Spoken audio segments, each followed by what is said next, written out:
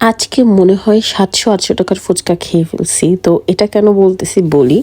আজকে হচ্ছে বাসায় ফুচকা বানাচ্ছি। তো বাসায় বসে ফুচকা বানাচ্ছি কারণ হচ্ছে বাইরে যদি যাই, বাইরে গেলে ডায়েটটা ভেঙেও যাইতে পারে যদি ফুচকার দোকান থেকে ফুচকা খাই।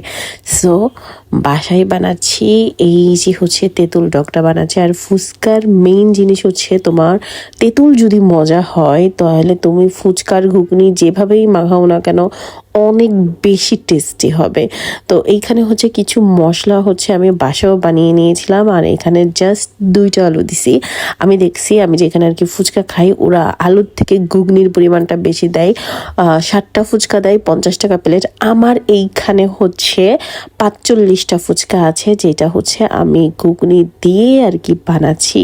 এই যে হচ্ছে ফুচকার শপই, আর এই যে গরম গরম ঘুগনি নিয়ে আসছি। ফুচকাই কিন্তু যদি তুমি গরম গরম ঘুগনি দাও তাহলে অনেক বেশি মজা হয়। তো এইভাবে কে কে ফুচকা বানাও, আমার মনে হয় বাসায় বসে মানে শান্তিতে আর কি খাওয়া যায়, মানে টাকার হিসাব থাকে না। আমি যদি মানে 3 প্লেটও খাই তারপরেও কিন্তু আমার 150 টাকা আসে। তো আমি বাসায় আজকে হচ্ছে 110টা ফুচকা বানাইছি, ঠিক আছে।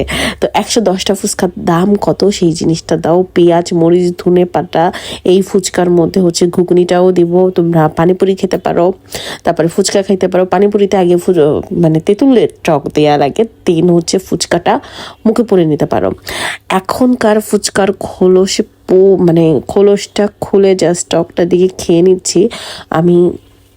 একটু লবণ কম হয়েছে তো এটা দিয়ে হচ্ছে আবার টেস্ট করলাম। তেঁতুল পানি, মানে তেঁতুল পানি দেখলে না মানে জিহ্বায় পানি চলে আসে। তো আজকে বাসায় বসে ফুচকা বানাইছি। সো ডায়েট হয়েছে কি হয় নাই সেটাও আর কি কমেন্ট করে জানাবা।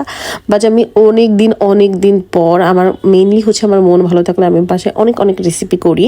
তো আজকে হচ্ছে ফুচকাটা। সো কে কে ফুচকা খেতে পছন্দ করো কমেন্টে জানাও। আর আমার বাসায় তোমাদের ফুচকার দাঁত থাকলো যেদিন আসবে তার আগের দিন।